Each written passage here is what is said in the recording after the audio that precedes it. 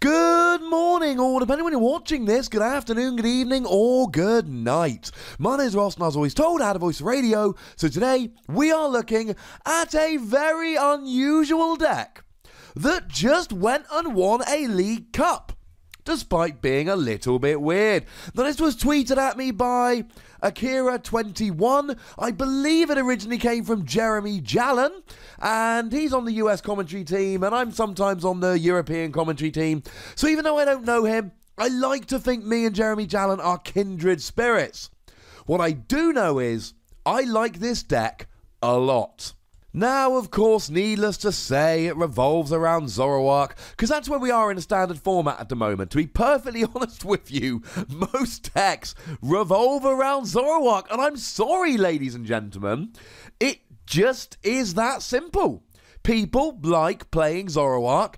It's amazing. It's got the ridiculous trade ability that allows you to discard a card from your hand and draw 2 cards. And then it's got the ridiculous Riotous Beating attack that uses double colorless energy and does 20 damage for each Pokemon you have in play. Hopefully, you have 6 Pokemon in play and it does 120. That would be nice. And Zoroark's all well and good, and it gives you a draw engine, it's a good attacker, etc, etc. But it's got a fighting weakness, which gives it trouble against stuff like Buzzwole, and it's Zoroark. It's fine, but Zoroark decks are not played on their own. No, ladies and gentlemen, what makes this particular deck so enticing is the fact that it's played with a free line of the Yanmega from Steam Siege. Now, this has got an amazing ability, Sonic Vision. And Sonic Vision says that if you have exactly 4 cards in your hand, you get to ignore all energy in the attack cost of each of this Pokemon's attacks. Or to put it simply, if you've got 4 cards in hand, you attack for free. And this has quite a lot of synergy with Zoroark. You can use trade to either build up your hand size if it's low, or try and draw into cards. So let's say, for argument's sake, you've got 5 cards in hand, but you can't play any of them. Maybe if you trade one of them away, you then got up to 6 cards in hand, but maybe you draw yourself a Field Blower, for argument's sake, and a Rescue Stretcher. Well, as long as you put Pokemon back into your deck using Rescue Stretcher and not into your hand, all of a sudden you've gone from a 5-card hand to a 4-card hand using trade. It's lovely. Then, of course, you get to be a Grass type, which means you're hitting weakness against Lycanroc, which is quite nice, but against anything of a tool, you're just doing 120.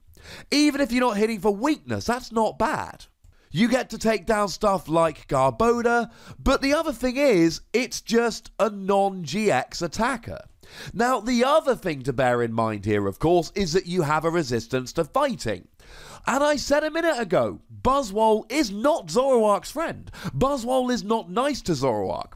But in comes Yanmega with the resistance to fighting, and then all of a sudden, oh, now I'm up against a Buzzwole, that's fine. I can block with Yanmega rather than be destroyed if I'm playing Zoroark. I like it a lot. Now, we also have Tapu Lele in this deck. Of course we have Tapu Lele. You can use Wonder Tag to search for any of your supporters. It's amazing. Now, you are playing double colorless here anyway, so that's really nice. But to be perfectly honest with you, it's in here for Wonder Tag. Can attack, and it has no weakness, but really, you want to be going with Yanmega or Zoroark as attackers. And then we see a bunch of techs in here, and the techs in this deck are wonderful. The techs here are basically just your way of saying, you know what? I'm playing double colorless energy, and I am going to get some use out of it. So we see one copy of my boy Turtonator. Long-time viewers will know I'm a big fan of Turtonator GX, and Shell Trap, which I've often said is one of the most underused attacks we have. Double colorless energy, 20 damage, 50 with a choice band, and if your opponent tries to attack you the following turn, they take 8 damage counters. Gives you a fire type attacker, but it also means you can put a Pokemon in the active that does decent damage for a double colorless energy while having 190 HP. We've got the promo Tapu Koko here, double colorless energy, flying flip, 20 damage to all of your opponent's Pokemon. Now, once again, we can add a choice band on there and you actually do 50, 100 with weakness against something like a Ho-Oh, for instance. But really here, it's just for spreading a bit of damage. It's got free retreat, which makes it an excellent starting Pokemon, but it's just something to sit there and just do 20 damage all around the field. It's an awful lot of fun. And then a single Mew EX. I like Mew EX. Everyone should like Mew EX. Mew EX is awesome. It's got an ability which just allows it to use the attacks of any Pokemon in play. So you can use that double colourless energy to copy Zoroark's Riotous Beating, and then you're off. Because now you've got a Psychic type attacker that does 120, assuming you've got a full bench, of course. And then you're doing 240 if a Pokemon's weak to Psychic, like, for instance, Buzzwole. It's all well and good to have a Pokemon like Yanmega that can block Buzzwole, but it's also nice to be able to get a big one-hit KO with Mew. You need to be careful with Mew. It's only got 120 HP, but it's still pretty good. Now, in terms of the energy, you've guessed it, there's 4 double colourless, but we're actually playing 4 basic dark here. Sometimes you might need a basic energy on Yanmega because a double colourless isn't enough. Hopefully you'll have 4 cards in hand and it will be free, but it's nice to have the option. And it actually gives you access to Zoroark's GX attack here. I mean, you're not playing the right energy to use any other GX attack. You might as well use Zoroark's. Now, we don't see Zoroark using his GX attack very often. We don't usually see Zoroark played with Darkness Energy. But to Darkness Energy, just use one of your opponent's Pokemon's attacks. Look at something on your opponent's side of the field and copy their attack. That's pretty cool. Although one thing I must make you aware of, because Mew EX can copy the attacks of any Pokemon in play, as long as you've got the right energy, in theory, if you've got the correct energy, you could copy one of your opponent's GX attacks. Now, in terms of trainer cards here, there's a lot of things that we would expect to see, but there's a few unusual things we'll go through first. First up, there is a single copy of Judge. Judge is important because it puts you to 4 cards in hand, meaning that Yanmega attacks for free. Don't forget you can use Tapu Lele to search it out. We see a single copy of Reverse Valley, which allows your Darkness Pokemon, Zoroark, to do an extra 10 damage. And there's an awful lot of Pokemon out there at the moment, like Greninja, like Registeel, like Baby Volcanion, hey Nick, that have 130 HP rather than 120. So being able to do that extra 10 damage with Zoroark really does make a huge, huge difference. The only other really unusual thing we see here is a couple copies of Enhanced Hammer. We see that double colourless is everywhere at the moment for decks like Zoroark. We also see that strong energy is a big thing at the moment, decks like Buzzwole, so being able to get rid of them is pretty nice. And I suppose we should give a quick shout out here to Puzzle of Time, which just, as long as you play 2 of them at the same time, allow you to take 2 cards from your discard and put them into your hand. And as we saw with Tord Reklev's London Internationals winning deck, you can use trade here to draw extra cards while keeping the cards you want in your hand. This makes it much more likely that you will be able to find a double Puzzle of Time when you're looking for one. And then to run through the rest of the trainers here, we do see that there are Shock Horror, a bunch of N, and a couple of Professor Sycamore. Well, of course they are. They are the best draw cards we've got in the format at the moment. Why would they not be played in decks? We see 4 copies of Guzma. Guzma works beautifully as a switch, but it also drags a Pokemon off the bench. It's a great card.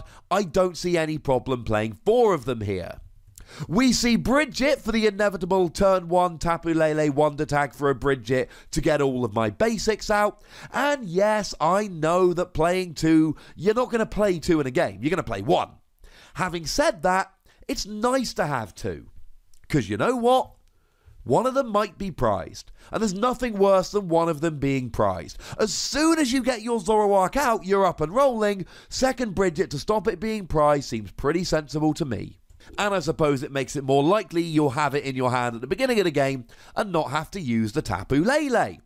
We do see a copy of Ace Roller here, which allows you to pick up a damaged Pokemon, give you some healing. We see a copy of Professor Kukui.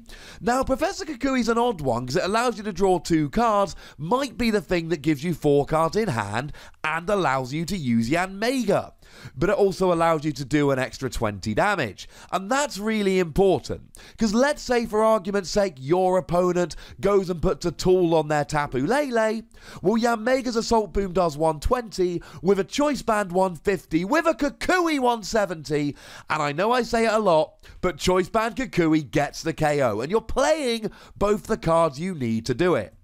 We see 4 Ultra Ball to help you search out your Pokemon because it's the best Pokemon search we've got. And we see a whole bunch of Choice Band here because Choice Band is very useful because, you know, you get to do an extra 30 damage to EXs and GXs. It's great. 1 copy of Field Blower makes me a little bit nervous here, because you use it to get rid of Garbona's tool so that you don't end up unable to use trade. Now, you are playing for Puzzle of Time here, but only having 1 Field Blower does make me nervous. 1 copy of Rescue Stretcher to recover your Pokemon, and 1 copy of Special Charge to recover your Special Energy. I don't know how great this deck is moving forward. I don't know if it was just a particularly good tournament for it. But I think the last time somebody used Yanmega successfully was when Jesper Eriksson won Worlds in Seniors with it back in 2016. So as far as I'm concerned, I love seeing it back. If nothing else, this is a really fun deck to have a play around with. I encourage you all to have a play. You can see the list on the screen. Go make it, go play it, go have fun. But while you're doing that, make sure you leave a comment down below to tell me what you think about this video. I would love to hear from you. Go nuts! Be nice. Make sure you like this video, subscribe to this channel, follow me on Twitter at @TheWossy, and Twitch for some live action at twitch.tv/PTCGradio. Please check out my video game channel as well, Wossy Plays. I'm really trying to grow that. We've got a nice new video that's just gone up about hunting Yetis in Overwatch. Surely that's going to pique your interest. And as always, if you want to support the channel, get yourself over to patreon.com/PTCGradio. There's bonus pods to be had. But by far the most important thing, as always, is to look after yourselves until next time. Thank you very much for watching. My name's Ross, and you've been watching PTCG Radio.